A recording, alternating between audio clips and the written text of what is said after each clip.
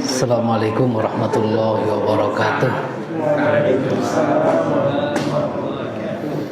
Innal hamdalillah nahmaduhu wa nasta'inuhu wa nastaghfiruh wa na'udzu bihi min shururi anfusina wa sayyiati a'malina may yahdihillahu fala mudilla lahu wa may yudlil fala hadiya lahu wa la haula wa la quwwata illa billah. Amma ba'd. Ikhwas sekalian, pagi ini kita di ayat yang ke-166. Ya, ini masih membicarakan tentang orang-orang yang menjadikan sekutu bagi Allah Subhanahu wa taala. Nah, ketika mereka di dunia itu runtang-runtung dengan sekutunya atau bahkan melakukan pembelaan yang luar biasa terhadap sekutu-sekutunya, dan itu bisa kita saksikan kan. Jadi objek-objek yang dijadikan sekutu oleh manusia itu kan dibela mati-matian. Dulu Ibrahim itu kan dihukum itu kan karena dituduh melecehkan sesembahannya itu kan, potong kepalanya gitu ya. Jadi merusak objek sesembahan mereka. Jadi mereka menganggap nanti atau minimal dia berimajinasi ya, bahwa sekutu-sekutu itu nanti akan bersama dia ketika di akhirat, ketika sudah di alam akhir itu. Jadi menjadi pembela-pembelanya gitu. Nah, di ayat yang ke-166 ini Allah menyatakan nanti bahkan objek-objek yang disembah itu akan berlepas dari mereka. Jadi batu-batu, pohon-pohon, binatang, gunung, sungai, apapun yang diagungkan itu mereka berlepas diri. Termasuk jin dan setan, termasuk juga malaikat yang disembah. Ya. Itu mereka berlepas diri. Ya kan, misalnya apa salahnya batu kok dijadikan berhala? Saya kan kalau misalnya bisa jawab, bisa ngamuk, mungkin ngamuk batu itu. Jadikan berhala dia nggak mau. Tapi apa daya kan ketika di dunia nggak punya. Nanti di akhirat itu kan standar pembicaraan, standar suara, kemampuan itu kan berbeda. Jadi ini ibaratnya makhluk yang tidak berdaya, yang dizolimi, dijadikan sesembahan. Maka di ayat yang ke-166 ini Allah menyatakan ittabarra alladzina tubi'u minal ladzina taba'u. Ketika orang-orang yang diikuti atau sesuatu yang diikuti ya, itu berlepas diri dari mereka yang mengikuti. Jadi sesembahan-sembahan itu berlepas diri dari mereka yang menyembah, yang di dunianya itu mereka itu diagung-agungkan. Warau al-adab, dan mereka melihat siksa yang nyata. Kan kalau di dunia itu orang kan masih diberi lisan, diberi lidah yang bisa membantah, bisa berargumentasi. Kalau sudah di akhirat kan nggak bisa begitu ya.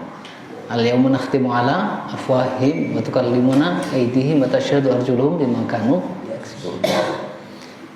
Wa taqatta'at bihimul asbab, dan setiap sebab-sebab itu diputus sama sekali. Ya. Kalau di dunia itu sebab-sebab itu kan bisa berlaku, bisa tidak, dan sebagian besar kan sunatullah itu ya, itu kan sabab musabab itu kan terjadi ya, akan menyebabkan kenyang ya. Tapi ada juga orang yang rasa kenyangnya itu tidak muncul, berarti tidak semata-mata. Jadi banyak hal yang kompleks gitu ya, banyak hal yang kompleks.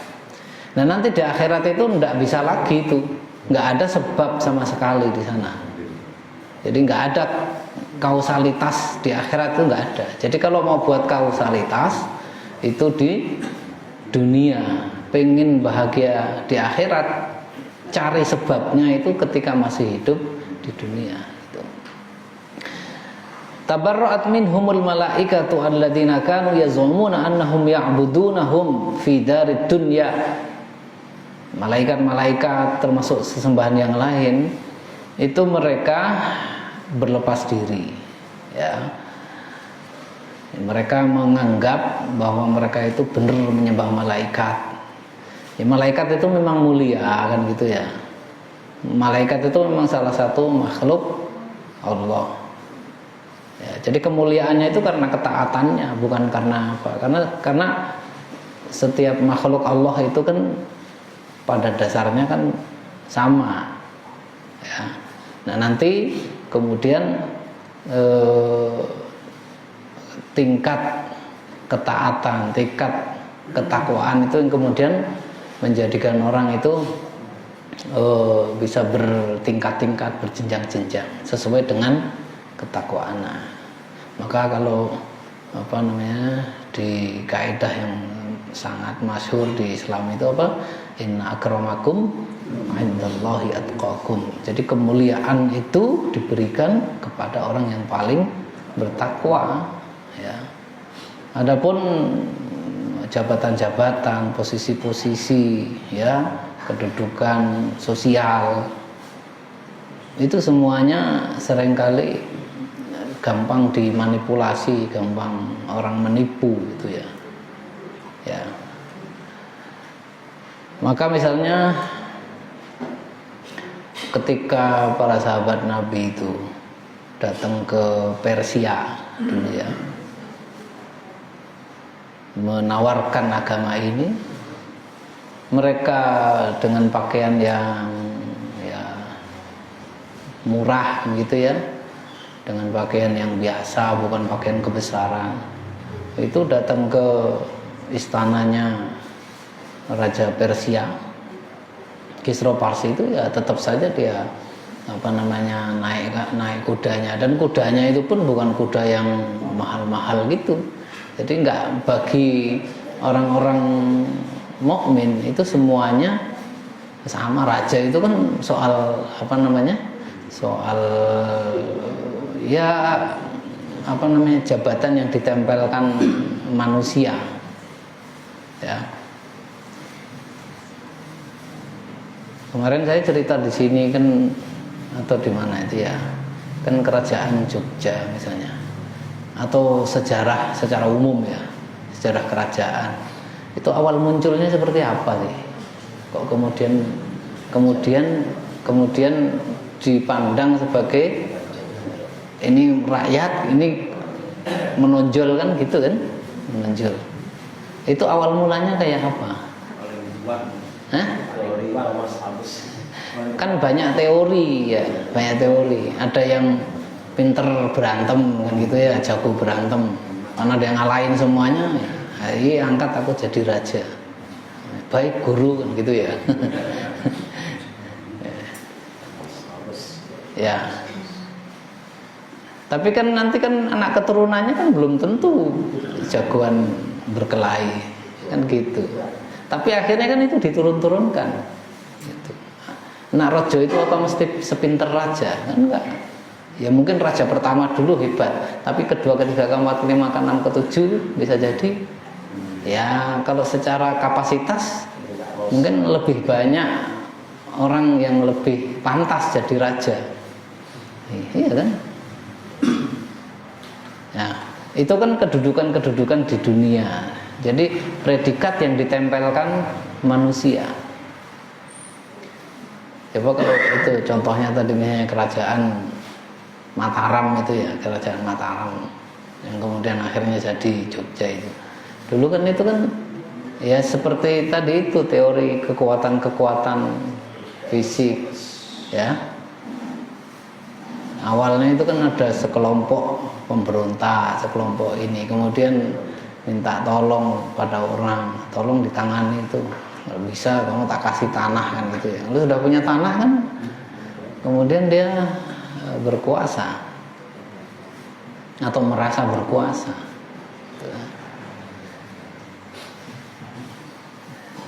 Ini Pak Sundoro hafal kalau itu sejarah.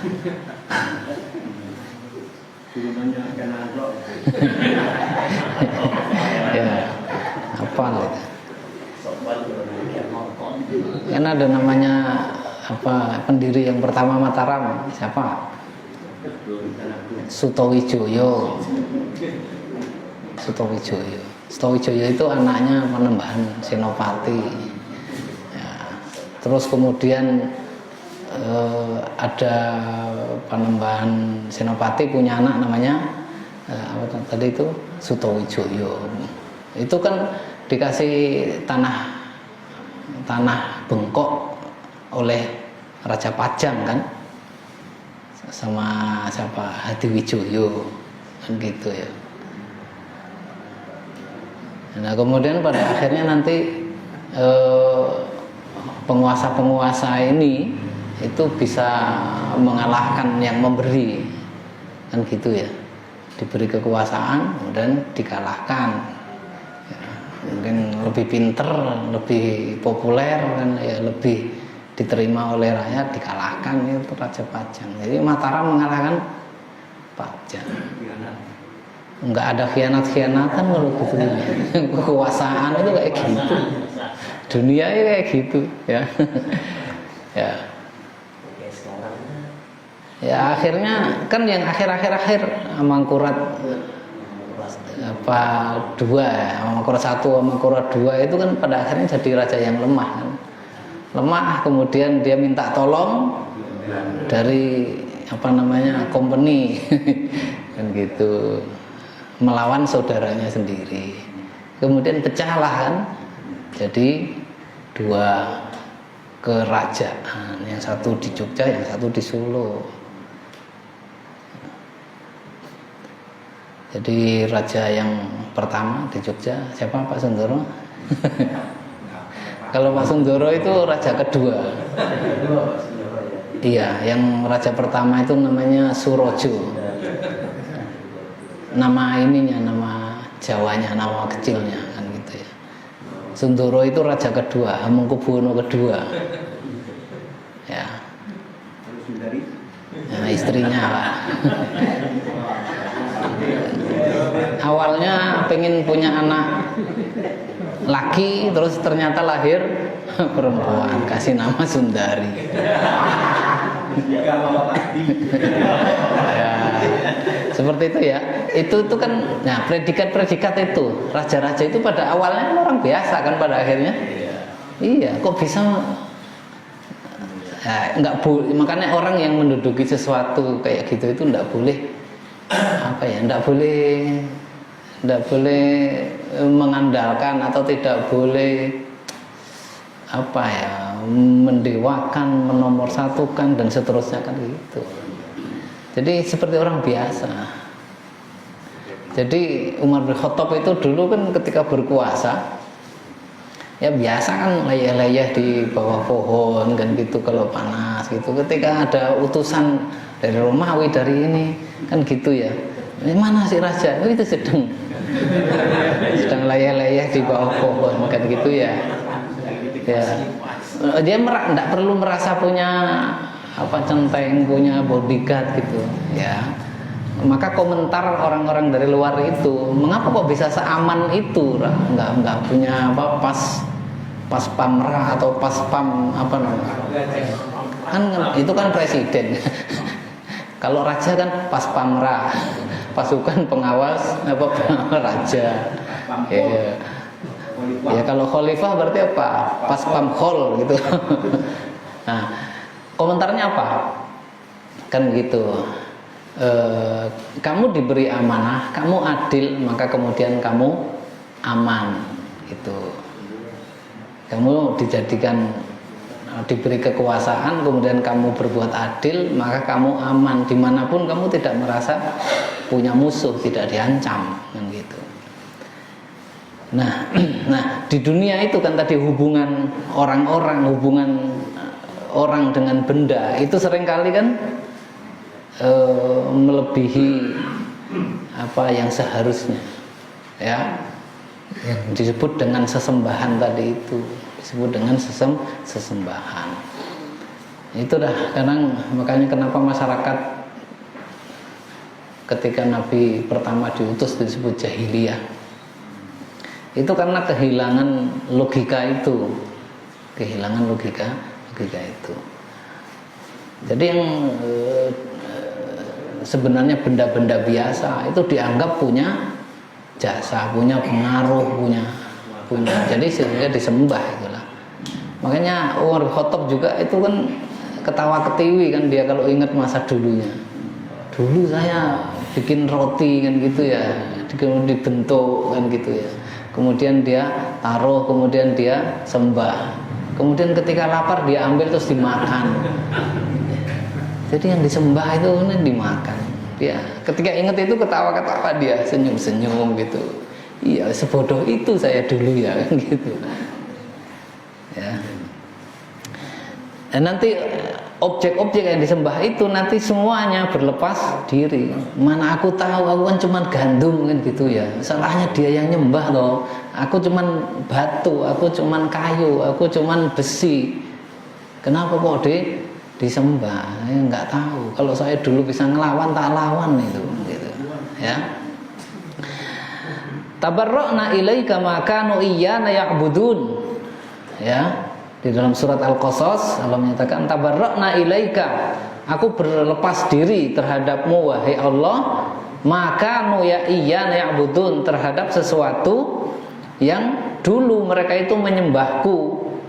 Aku nggak tahu menau itu. Salahnya mereka sendiri kok sungkem-sungkem sama saya gitu ya. Subhanaka anta waliyuna min dunihim bal kanu ya'budunal jinna aktsaruhum bihim mu'minun. Maha suci engkau wahai Tuhan, wahai Allah, anta waliyuna, kamu itu, engkau itu satu-satunya wali kami, penolong kami. Min dunihim, bukan mereka yang apa namanya, yang menyembahku. Bal kanu ya'budunal jinna, tetapi mereka dulu di dunia itu pada menyembah jin. Ada juga yang menyembah malaikat. Aktsaruhum bihim, dengan berbagai macam bentuk penyembahan. Bentuk penyembahan itu kan ada pengharapan, ada rasa takut, ya, ada berkeyakinan, ada pengaruh, ya. Wal jinnu aidan tabarra'u minhum, jin juga mereka lepas diri. Wa yatanassaluna min ibadatihim lahum, kama qala ta'ala, wa man adallu mimman yad'u min dunillah ma la yastajibu lahu ila yaumil qiyamati wa hum an du'aihim ghafilun. Siapa yang lebih sesat dibandingkan orang yang menyembah selain Allah? Menyembah apa? Menyembah man la yastajibu lahu ila yaumil qiyamah, yaitu benda, sesuatu, objek yang tidak bisa memberikan manfaat, tidak bisa, bahkan kalau dipanggil juga tidak noleh gitu ya. Ila yaumil qiyamah, sampai hari kiamat pun mereka itu nggak bisa ngapa-ngapain. Wahum an du'aihim ghafilun, dan mereka itu ya dari peribadatan mereka, penyembahan mereka itu ya ghafilun. Jadi objek yang disembah itu sendiri mereka itu juga tidak peduli gitu ya, enggak seken karena kamu nyembah saya kamu tak kasih gini, enggak ya, enggak ngereken. Wa idza husyira an-nasu kanu lahum a'da'a wa kanu bi'ibadatihim kafirun. Nanti ketika manusia itu sudah dikumpulkan semua, maka mereka itu menjadi saling bermusuhan, ya. Wa kanu bi'ibadatihim kafirun. Wattakhadhu min dunillahi alihah liyakunu lahum 'izzah. Mereka itu mengambil selain Allah sebagai Tuhan-Tuhan, liyakunu lahum izza, maksudnya supaya mereka itu menjadi mulia, ya. Jadi memuliakan objek supaya mereka numpang mulia. Itu. Kalla, sekali-sekali tidak. Sayakfuruna bi ibadatihim wa yakununa alaihim ridda. Jadi misalnya orang yang menyembah objek yang dekat dengan Allah seperti malaikat, dikiranya kalau nyembah malaikat itu nanti malaikat akan memberi pertolongan di akhirat. Wah, aku dulu sudah nyembah Jibril misalnya, aku dulu sudah nyembah Israel misalnya, aku dulu sudah nyembah siapa, malaikat siapa, kan gitu ya. Itu mereka berharap nanti bisa menolong. Enggak, orang itu nanti sendiri-sendiri. Bahkan mereka saling bermusuhan antara yang disembah dengan yang menyembah itu. Wa qala al-Khalil Ibrahim liqaumihi innama takhadtum min dunillahi awthanan mawaddatan bainakum fil hayatid dunya. Kamu kata Ibrahim, kalian itu menjadikan selain Allah sesembahan-sesembahan, berhala-berhala, mawaddata bainikum, kalian itu saling mengasihi, mencintai. Jadi sama-sama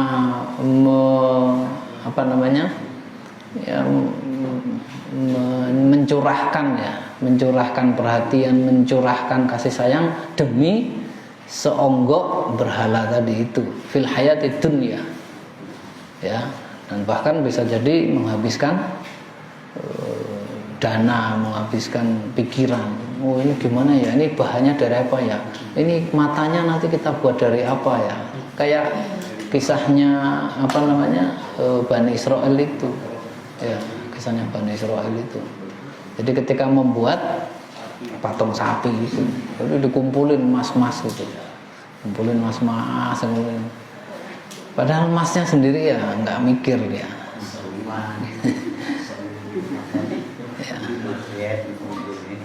Ya, Mas Andi itu kalau mikirin bikin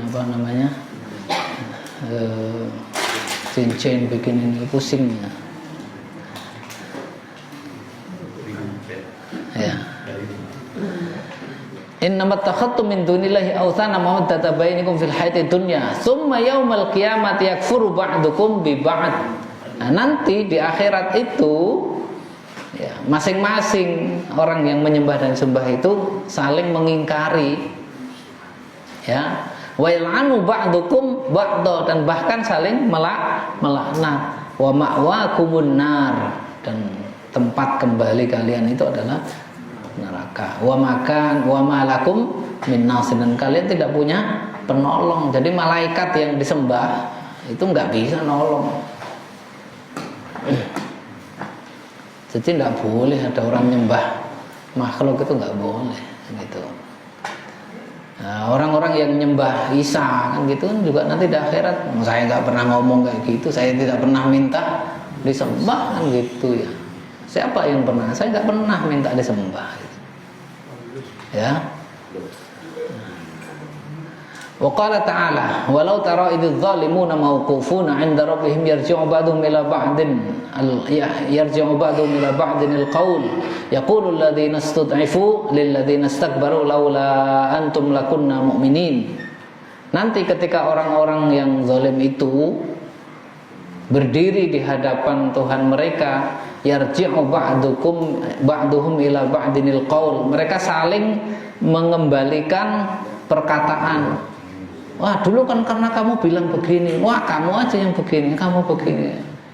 Jadi saling mengembalikan atau berdebat atau saling menolak pernyataan. Yaqulul ladzina stud'ifu lil ladzina istakbaru. Jadi orang-orang yang lemah, ya, orang-orang yang lemah itu akan berkata kepada para penguasa, orang-orang yang menyesatkan mereka, laula antum lakunna mu'minin, coba kalau dulu kalian itu tidak mengajak kami jadi orang mukmin. Rugi dong, kami itu nyesel ngikutin kalian gitu. Padahal kami punya pikiran sendiri, tapi kami dalam keadaan lemah, ya. Jadi orang-orang yang lemah, yang tidak punya kekuasaan, yang tidak punya kemampuan, itu mereka nanti akan berkata kepada, kalau seandainya nggak ada kamu, kami ini jadi orang mukmin, kalianlah penyesatnya, gitu. Qala alladziina istakbaru lil ladziina stud'ifu. Kemudian orang yang di atas tadi itu, yang orang yang kuat, yang dulu membuat narasi-narasi yang menyesatkan, ya, membuat pernyataan-pernyataan yang menyesatkan itu, kemudian juga membalas perkataan tadi itu, ya. Waqala alladziina istakbaru lil ladziina stud'ifu anahnu sadadnakum 'anil huda ba'da idz ja'akum. Memangnya dulu kami menghalangi kalian untuk mendapatkan petunjuk? Kan enggak juga. Kan petunjuk itu kan berseliweran di mana-mana sekarang, apalagi zaman sekarang kan ya. Petunjuk itu kan bisa didapatkan dari mana saja. Salah kamu sendiri gitu yang tidak mau mengambil petunjuk. Bal kuntum mujrimin. Kalian sendirilah yang menjadi penjahatnya, bukan kami, kan gitu. Ya. Wa qala alladziina stud'ifu lil ladziina istakbaru bal makrul laili wan nahar. Jadi ini perdebatan antara penguasa yang menyesatkan, ya, orang-orang kuat yang menyesatkan orang-orang lemah. Kemudian dibalas lagi, kayak nggak inget aja, siang malam kalian buat narasi, kan gitu ya. Bal makrul laili wan nahar id ta'murunana an nakfura billah. Kalian itu selalu bikin narasi supaya kami itu kufur kepada Allah, wa naj'ala lahu andada. Nah, dan kalian itu akhirnya meyakini sesembahan-sesembahan selain Allah.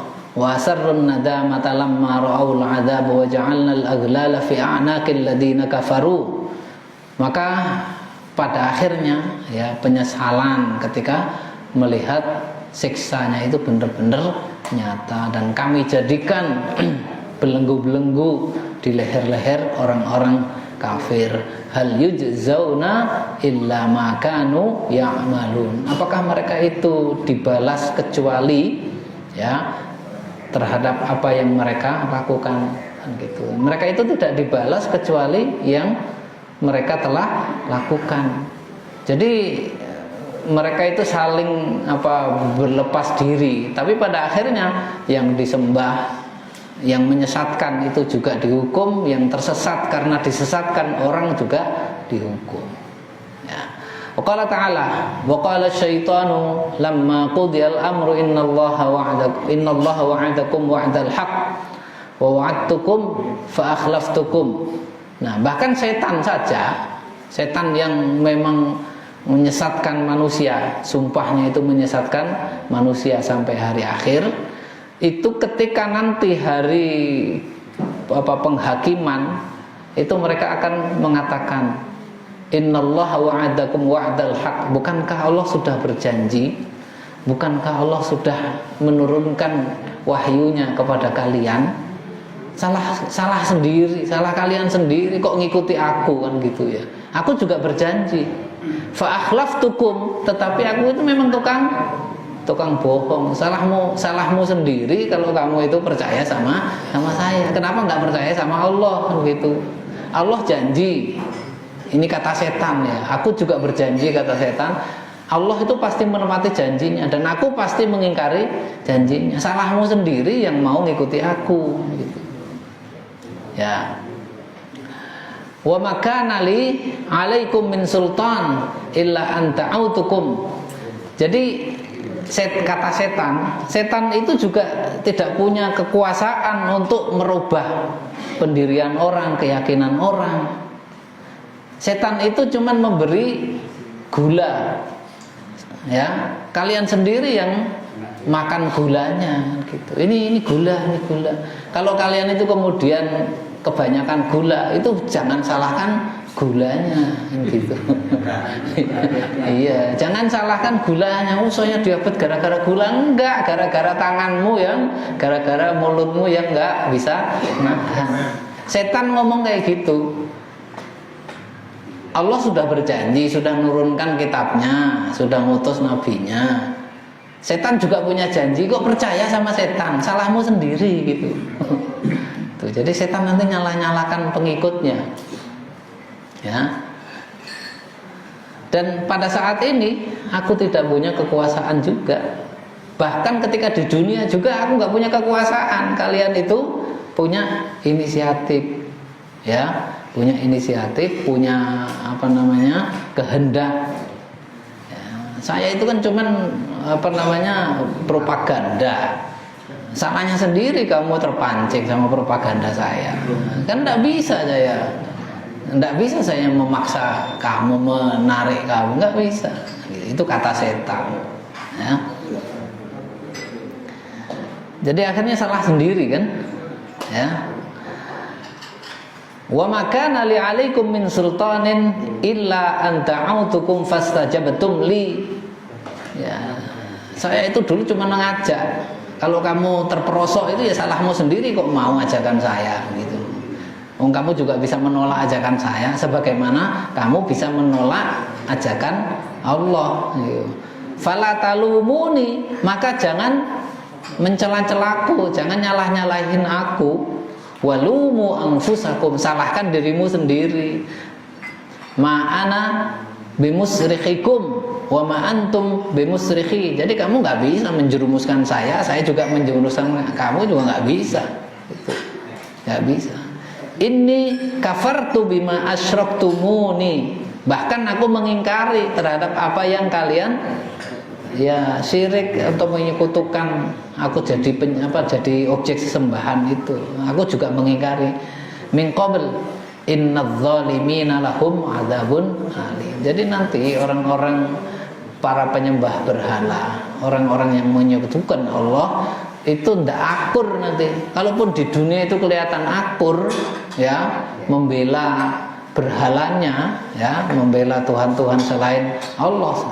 Nanti di akhirat nanti mereka itu akan recok sendiri, cekcok sendiri. Wa qalu ta'ala wa ra'abul 'adzab wa taqatta'at bihimul asbab.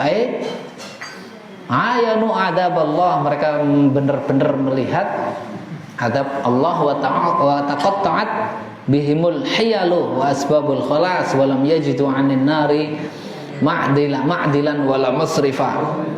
Dan ketika nanti mereka sudah melihat siksa, nggak ada lagi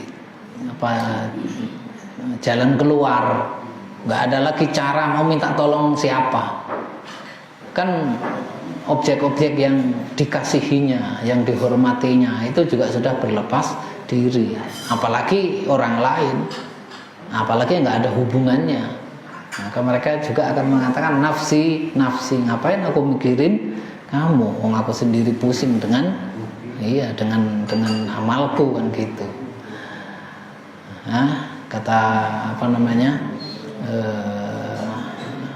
Nabi ketika di akhirat itu nanti orang kan berpikir diri sendiri, nafsi, nafsi. Ya. Qala Ani bin Abbas wa taqatta'at bihimul asbab, artinya qala al mawaddah, putuslah al asbab. Al asbab itu salah satu maknanya itu al mawaddah, rasa kecintaan, kasih sayang di antara mereka. Yang dulu kan satu grup kan ya, satu kelompok ya, satu koalisi. Kalau sudah lihat kenyataan mereka akan bercekcok ya. Wa kadza qala Mujahid fi riwayatin Ibni Abi Najih. Berikutnya masih berlanjut ayat ke 166-nya ya, atau 67. Wa qalu ta'ala wa qala alladziina ittaba'u law anna lana karratan fanatabarra'a minhum kama tabarra'u minna. Nah, kemudian ya, ketika sudah nggak ada lah, jadi perdebatan tadi itu kan tolong kami dong, dulu kan kami menyembah kamu kan gitu ya, tolong dong. Mereka mengatakan, siapa suruh nyembah aku juga dulu diam saja, kalian saja kan gitu. Bahkan yang bicara pun, yang punya lisan propaganda pun mengatakan, saya kan cuman ngomong, salahmu sendiri kok ngikuti, kan yang kan punya akal pikiran kan gitu. Kenapa kok ngikutin? Allah punya utusannya, punya wahyunya, kenapa kok mau ngikutin aku? Kalau sudah selesai begitu, mereka hanya menyesal. Coba kita dihidupkan lagi, wis tak umpatin itu berhala-berhala itu kan gitu, tak ludahin gitu, tak kencingin kan gitu. Itu nanti di akhirat itu kayak gitu nanti dengan rame nanti cekcok, tapi bukan orang mukmin kan, ini kisahnya orang yang penyembah berhala itu nanti rame sendiri. Oh, kalau sudah begitu, kalau seandainya hidup lagi, tapi kan nggak mungkin, sudah sekali hidup, sudah satu kali saja. Wah, kamu nih gitu ya. Yang mukmin ya.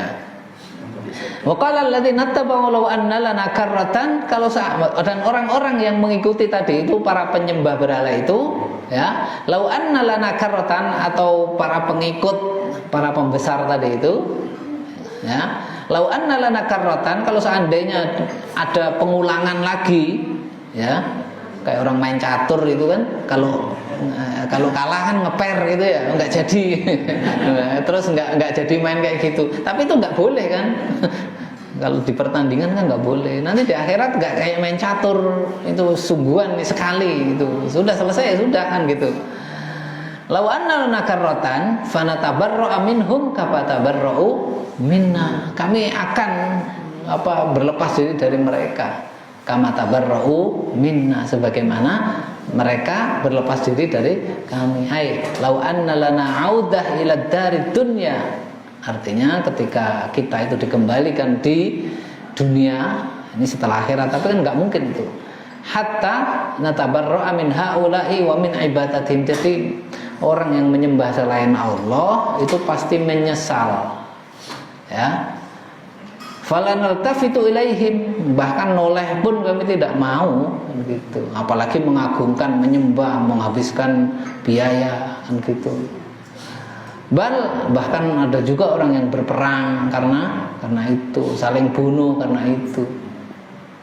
Bal nuwahhidullah wahdahu bil ibadah, bahkan kami nanti kalau dihidupkan lagi, kami akan mentauhidkan Allah. Hum kadzibuna fi hadza bal law ruddu la'adu lima nuhu anhu. Tapi sebenarnya itu hanya di mulut, itu omongan aja. Kalau benar-benar dikembalikan, mereka balik lagi tuh. Lupa sama janjinya kan gitu. Kan di ayat yang lain apa? Wa idza raqibu fil fulki ta'awullaha mukhlishina lahuddin falamman najahum il barri idza hum yusyrikun. Ketika orang itu dalam kegoncangan yang kemudian dia merasa tidak punya daya dan upaya, mesti janji dia nanti di hatinya, seperti orang naik kapal gitu ya. Wah, ada goncangan atau naik pesawat, semuanya ingat Allah, wis nanti kalau begini saya mau rajin kan gitu ya. Nah, begitu landing itu selamat, baru keluar bandara sudah lupa. Padahal tadi ketika gonjang-gonjang iya berjanji. Wis bener aku nggak ninggalin sholat, bener aku nggak ngene terus. Begitu sudah selesai lupa dia. Nah, orang-orang musyrik itu juga begitu. Kalau seandainya nanti, itu biasanya kalau orang sudah merasa nggak punya kemampuan. Kalau orang masih merasa punya kuasa, masih bisa mengatur, masih gitu, ya selengean kan gitu, selengean. Ya, sakarepe kan gitu. Karepe dhewe. Ya. Kama akhbarallahu ta'ala anhum bidzalika wa lihadza qala kadzalika yurihimullahu a'malahum hasaratin 'alaihim wa ma hum bikharijin minan nar. Demikianlah Allah tunjukkan bagi mereka amal-amal mereka hasaratin 'alaihim, dalam keadaan mereka itu menyesali. Nah, peristiwa ini kan sudah digambarkan sekarang, sudah dikabarkan sekarang. Jadi ini bukan sesuatu yang gaib akan terjadi, tetapi sudah dikabarkan. Salahnya sendiri yang tidak mau mempercayai kabar ini. Itu. Jadi skenario-nya itu sudah ada, tapi orang tidak mempercayai itu. Kenapa? Karena merasa masih punya kemampuan, merasa masih punya kekuatan, masih merasa bisa selamat. Jadi pakai dugaan-dugaan gitu. Aitadhabu wa tatmahillu kama qala ta'ala. Tapi mereka nggak mungkin akan dikeluarkan dari neraka. Jadi skenario-nya sudah ada nanti itu. Wa qadimna ila ma 'amilu min 'amalin faja'alnahu haba'an mantsura. Ya, dan mereka itu melihat amalnya, ya. Kembali kepada amalnya, tetapi kemudian amalnya itu haba'an mantsura. Jadi seperti hawa yang hilang, yang kabur. Jadi, wah dulu saya sudah berinfak sekian untuk bikin patung ini, untuk bikin sesembahan ini, untuk bikin berhala ini, untuk bangun ini. Bahkan mungkin ada orang yang mati membela berhalanya itu.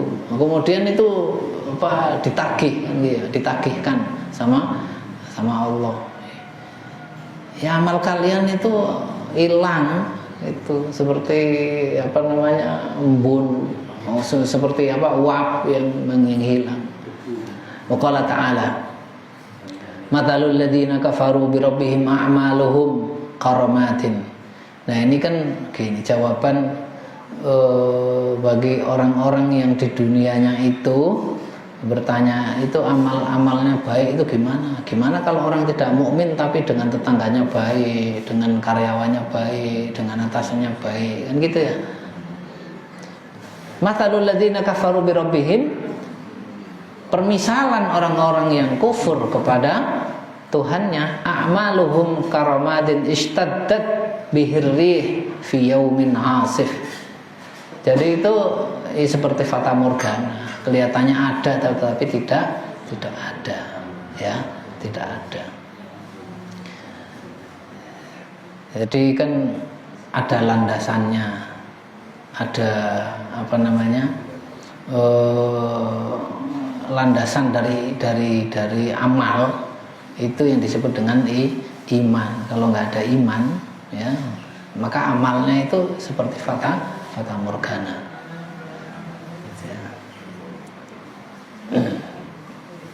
Ada yang menganalogkan kan gitu ya.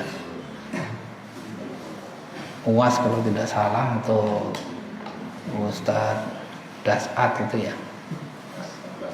Jadi orang yang beramal, orang yang itu kalau dia tidak syahadat itu seperti orang ikut kuliah gitu, tapi tidak daftar gitu. Nggak dikasih ijazah. Ya. Dia ikut pakai seragam, pakai bawa tas, ikut nyatet, tapi dia tidak daftar gitu. Ya, nggak dapat ijazah.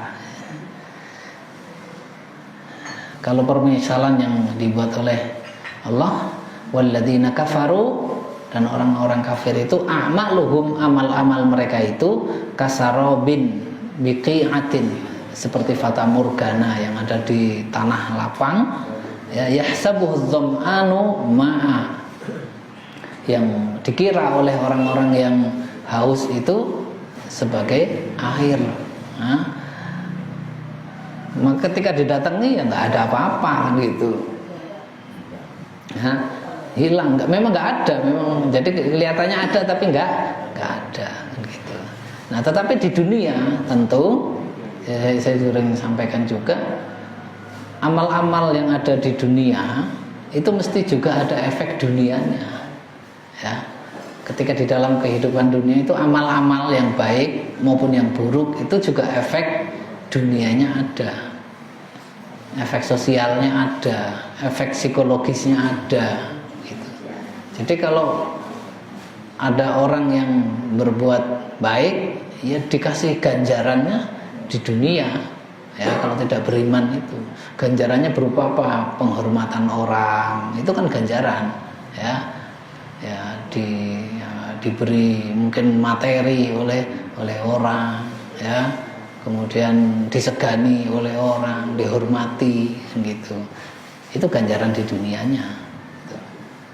Jadi kan sering yang dijadikan contoh misalnya, masa penemu lampu itu nggak masuk surga gitu ya, Thomas Edison itu, masa nggak masuk surga? Gimana itu Islam itu?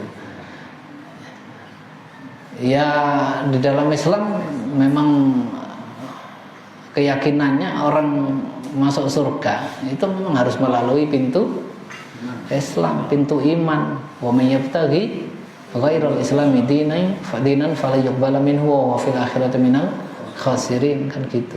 Tapi apakah kemudian tidak ada manfaatnya amalnya itu? Ya ada, kan dipuji-puji orang, ditulis di buku, kan gitu. Kita ini yang tidak punya karya, ya kan tidak ditulis di buku. Nggak ada nama kita di buku-buku, nggak ada di buku sejarah atau di catatan penemu, nggak ada. Bahkan di kertas suara juga nggak ada, kan? Nggak ada nama kita. Itu persoalan duniawi, Kalau orang mendonasi semuanya ditulis, kan, donatur si fulan, gitu ya, sudah cukup itu, kemudian dihormati. Kalau dia kemudian ikut pilkada misalnya, oh dia terpilih, itu dah anunya, hadiah kebaikan dia. Coba ada orang yang berangasan, sangar, tidak baik sama orang, coba ikut pilkada, mesti nggak ada yang milih itu. Paling yang milih ya dia sendiri sama anaknya, sama istrinya, karena takut gitu. Ya kan? Itu duniawi, itu soal duniawi gitu. Kayak ini konteks kita itu bicara soal akhirat. Nah, kalau soal akhirat itu agama itu kan masih begitu.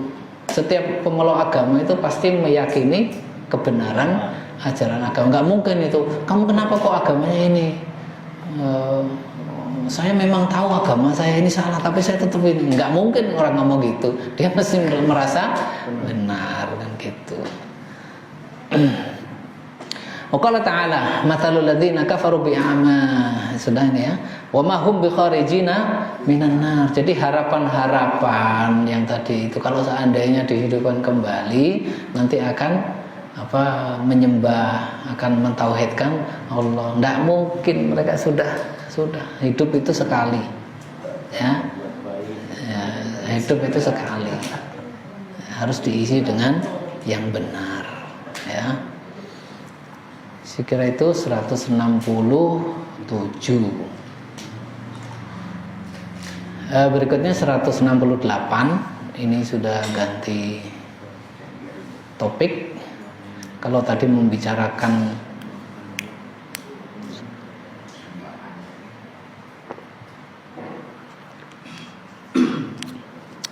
orang-orang musyrik, sekarang Al-Quran ini menghitopi manusia secara umum, secara keseluruhan.